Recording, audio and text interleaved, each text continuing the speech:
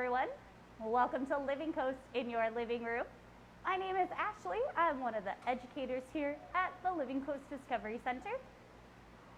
Now, the Living Coast is a small nonprofit zoo and aquarium located down in Chula Vista on San Diego Bay National Wildlife Refuge. Now, during this time, we are bringing you all kinds of different interactive opportunities, like this one here, where we're going to get a chance to see one of our animals get fed, as well as learn about a craft and learn about the different native animal species that live here in San Diego. Now, be sure to join us here on Facebook every day at 11 a.m. And afterwards, we've actually started sharing our videos to our YouTube channel. So be sure to check out our YouTube playlist, where you can rewatch these videos and continue to learn about our native animal species and do the activities and crafts on your own. Now today, we're going to be learning about rays. How many of you have heard of this animal right here next to me as a stingray before?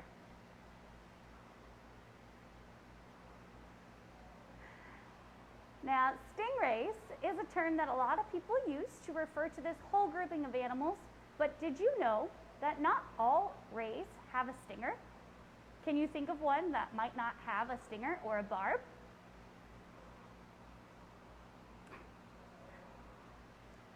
Now, one of the biggest rays out there is called the manta ray, and manta rays actually do not have a stinger or a barb. The reason that they don't have one is because they are so large, they can get all the way over to 22 feet across in wingspan. So that's if you stretched your arms all the way out and measured from tip all the way to the other side, that would be your wingspan. Manta rays can be all the way up to 20 feet across if necessary. Now, when you get that big, there's not that many animals out there that are going to try to eat you. So a stinger or a barb is not really necessary. Do you know how many different species of ray there are? There are over 500 different species of ray. They're all going to be very diverse, living in oceans and fresh waters, but they all have some similar characteristics that put them together. One of those being their shape. Rays are generally going to be that flattened shape, being dorsal, ventrally flattened. That means backside, dorsal, and ventral, belly side, front side. And they're flattened, so condensed. And that's how you're going to be able to see them. So, dorsally, ventrally flattened.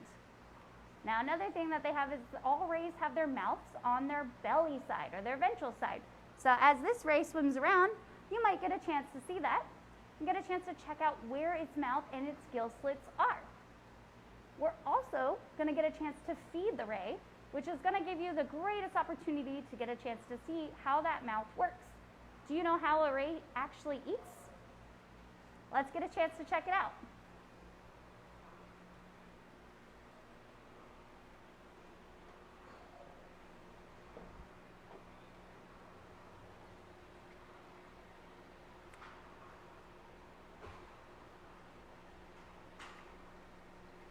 Now, rays eat a large variety of different things in their diets. We are going to be giving a mixture here of different squid, shrimp, and fish for this ray. So I dropped that one piece into the water, and the ray has to be able to smell it first and get its attention. Then eventually, it's going to come on over to it and swim over it, and it's actually going to suck it up like a vacuum cleaner.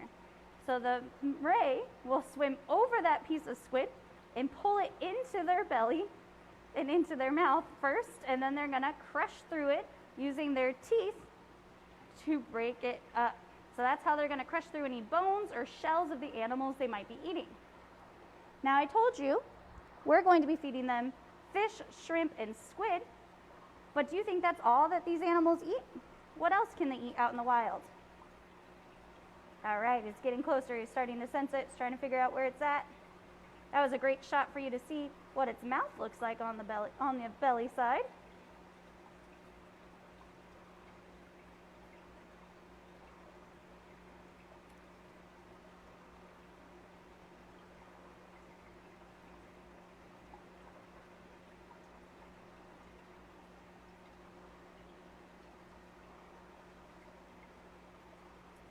So yeah, so now that ray has sucked up that piece of squid and it's using its flattened teeth to grind and crush through that fleshy material so that it is able to swallow it. Now rays are going to be generally bottom-dwelling animals. They spend a lot of their time down at the bottom near the sandy shorelines. And this is where they find their food sources.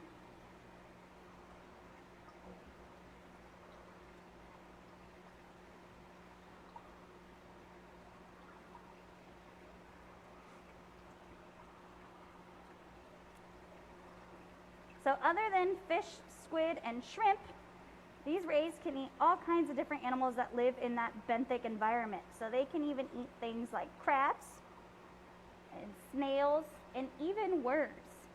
Round rays specialize in eating any of those smaller invertebrates that live down on that sandy ocean bottom.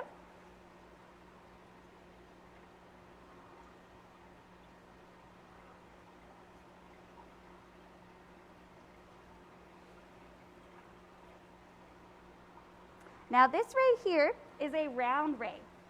A round ray is a native species of ray found here in San Diego, and they're very commonly found across our California coastlines. They're actually one of the most common sighted rays here in San Diego and all up and down the Southern California coastlines. Round rays are most often found in bays, beaches, and estuaries. As they're a much smaller ray, you can see here, right? It's not very big. And this is the way they're found in those coastal waters, those shallower areas. And that's often where we like to be swimming and snorkeling, scuba diving, surfing, all kinds of things. Now, this ray is pretty small. Round rays in general are only going to get to about 1 foot as the average size across. So if you measured across the ray, that would be about 1 foot is going to be that average size. But they can max out at 2 feet, but they don't generally get that big. But you can see here, this ray is much smaller than that right now, and that's because it is a juvenile. This ray is about 7 months old. So it's got quite a bit of growing to do.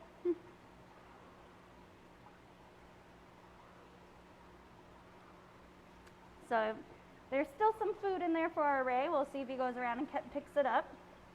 If you guys have any questions, be sure to comment those, as Catherine from our compost workshop series is helping me out today, and she'd be sure to read those questions out loud, so I'll be happy to answer those if you have any questions about our rays.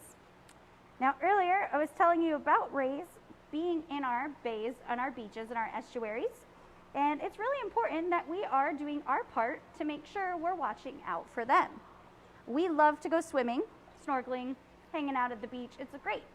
However, round rays are actually one of the most common stingray stings that occur in Southern California. And part of that is because people get really excited when they enter into the waterways. Do you know what you're supposed to do whenever you are entering into the waterways? In order to avoid getting stung by a stingray, what you want to do is called the stingray shuffle. So that means as you are entering the water, you're going to shuffle your steps as you enter. So as you're walking in, you're going to shuffle your feet side to side across like this, so that way they are sending vibrations through the water that the rays can feel. You might have seen throughout this video that our ray has actually been swimming around and diving into the sand and kind of burying himself and then shaking it off again. Rays like this enjoy burying themselves in the sand for protection. Now with that, that means that when we run into the waterways, we're not always able to see them and we can accidentally step on them. So by shuffling your steps like this, that actually helps to avoid stepping on a stingray, which helps you not get stung. We do have a question coming in, Ashley. Do different rays have different colors or patterns? That's a great question, and that is correct. Different rays do have different patterns. Round rays here, they are often found in those coastal shallow waters, hiding in the sand. So round rays generally are going to be a brownish gray color with some dots on them. So you probably couldn't tell while it was swimming around, but this ray species actually usually has a series of yellowish dots around its body shape, and that's to help break up that coloration pattern. Generally, all rays are going to be counter-shaded, meaning that they're darker on the dorsal side, on that top part, and they're lighter on the belly side, the ventral side. And this allows them to be able to hide in plain sight. Now, some rays have bright blues and different spots on them, and some of them are dark black like a bat ray. So they do vary in color significantly, but they're all going to have that counter shading coloration pattern. All right, great question. So does anybody know what to do if you get stung by a stingray? I've heard a lot of crazy answers in teaching people about nature. I've heard some really insane theories.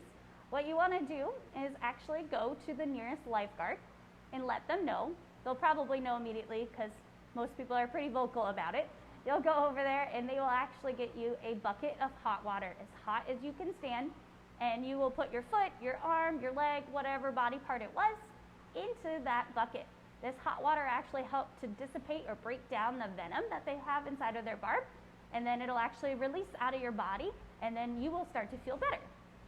So just by shuffling your steps, that can help you avoid getting stung by a ray and allow the ray to not get stepped on, because I'm sure they don't enjoy that. Another question. Why is he swimming on the side of the tank? It's just how he wants to swim. He's swimming around and checking everything out. So this ray has been swimming around and checking everything out and looking for the different food sources. I'm not sure if you can see it, but some of the pieces of food that I dropped are actually still in here. As he's been moving, he's kind of moved it under the rocks and onto the sides. And so he's trying to figure out how to activate it or how to get to it, because he's swished it around by pushing through, by moving his fins on the side of his body. Great. All right, do we have any other questions about rays? Awesome. Well, we also are going to go over how to make your own radical ray craft today. So you're just going to need a few different items in order to do so. So we're going to switch sides over here so we can work on our beautiful craft. So what you need for this is just going to be a coffee filter, some markers, scissors, googly eyes if you would like, or you could draw it. So what you want to do is you are going to cut your ray shape first. So I'm going to make mine kind of more of an angled ray here, and I'm going to save this piece to be my ray tail. So I'm going to cut this piece off and I'm going to glue it down here in a little bit. I'm going to cut another piece off over here. You can make yours be a round ray like our ray we just met, or you can make yours have more of an angled feature to it like mine's going to have, which is going to be more in line with that of a diamond ray, which we also have here at the center. So I'm going to glue my tail on just like that, and my eyes.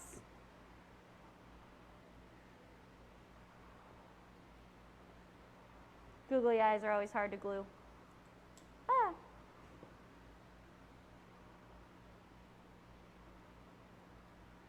He looks great so far, huh?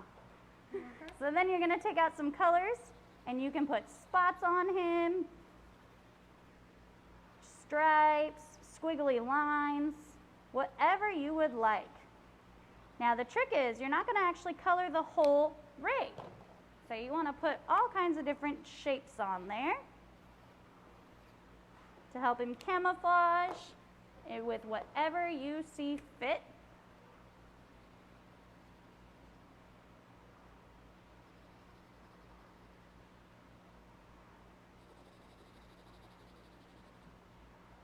And I'm going to put some purple in there. Let's give him some purple around his eyes. And a little bit over here, a little bit over there, and right around there. All right. So you just want to draw your ray with whatever pattern you would like. I'm going to move these out of the way here. And then you're going to take a spray bottle and you're going to lightly mist your ray. And watch as the colors start to spread around. This side's a little dry, so I'm going to give it a little more. Now be careful though, because you don't want it to get too wet. Because if it gets too wet, those colors won't run. Ta-da! Now you can make it more tie-dye if you would like, using the most amount of colors as you would prefer, moving it around and allowing it to become your own unique round ray or Radical ray. Now, I hope you had a great time today. And if we have any other questions, I'll be happy to answer those. Do we have any other questions, Miss Cat? No more questions. Alrighty, well, if you do have another question, go ahead and leave that in the comments. We'd be happy to answer those on our own time. But thanks for joining us here today, and we'll see you next time on Living Coast in Your Living Room.